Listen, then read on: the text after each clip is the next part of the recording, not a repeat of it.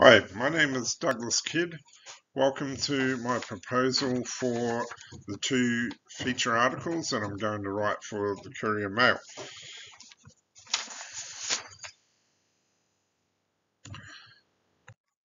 So, I am proposing to write my two feature articles on the recent increase in youth crime, both across Queensland and Australia. This is in response to a significant increase in youth offending during the 2022 to 2023 financial year. This includes over 347,000 offenders being charged by police across Australia. These are youth offenders that I'm referring to. This also includes 91,000 youth offenders being charged with acts intended to cause injury, in other words, acts of violence. This has become particularly prominent across Queensland in recent times.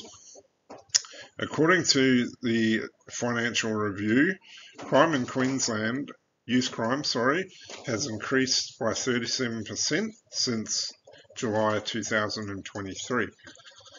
This has included violent offences such as the murder of Emma Lovell that occurred during a violent home invasion in Queensland.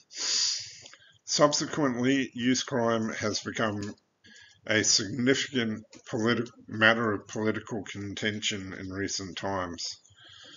In response to this upward trend in youth crime, the Queensland government recently invested $500,000 into helping disadvantaged youth. However, it must be asked, is this enough? Are these measures taking us in the right direction? And what impact will these measures have on reducing recidivism amongst youth offenders? So, my proposed feature articles will be intended to put this investment to the test and answer the difficult questions regarding youth crime in Queensland and across Australia today.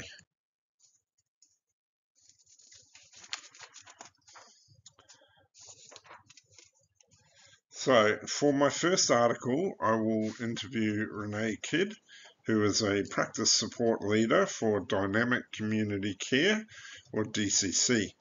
DCC is a social purpose organisation that provides therapeutic residential care for at-risk youth who would normally be placed in the foster care system. This includes youth that are currently engaged with the criminal justice system and have significant criminal histories. So Renee is able to provide significant insight into the socioeconomic factors that contribute to youth crime due to her experience working with these individuals. Renee has had a significant impact on the lives of the young individuals that she provides care for, and is able to provide insight from the perspective of these young people. She is able to be a voice for them to project their side of the story. This piece will target mainly a politically motivated audience that are going to be over the age of 35 years. I believe in the interview with Renee, she will challenge the target audience's perspective and provide them with a different perspective that they've previously not had access to. And this will encourage the audience to think a little more critically about the socio-economic factors behind youth crime.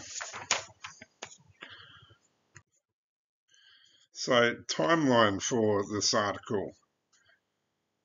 The research will take place between weeks 3 and week 5.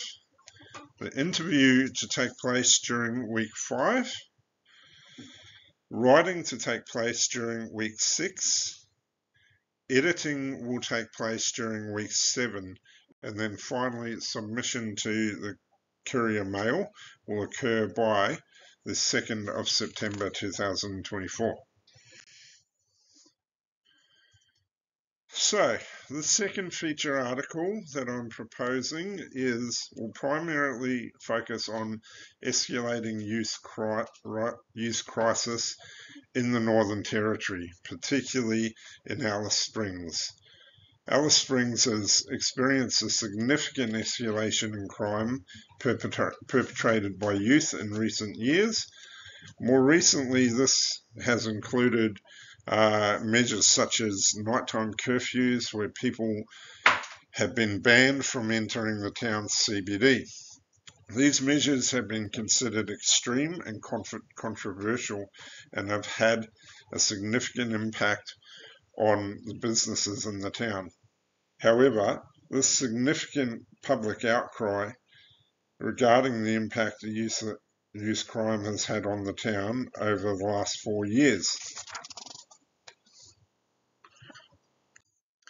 For this article, I intend to interview Bradley Nissen, who served 10 years in the Northern Territory Police and was based in Alice Springs. Bradley first-hand experience issues linked to youth crime from a frontline perspective. Again, this will primarily target the politically motivated audience that are over 35 years.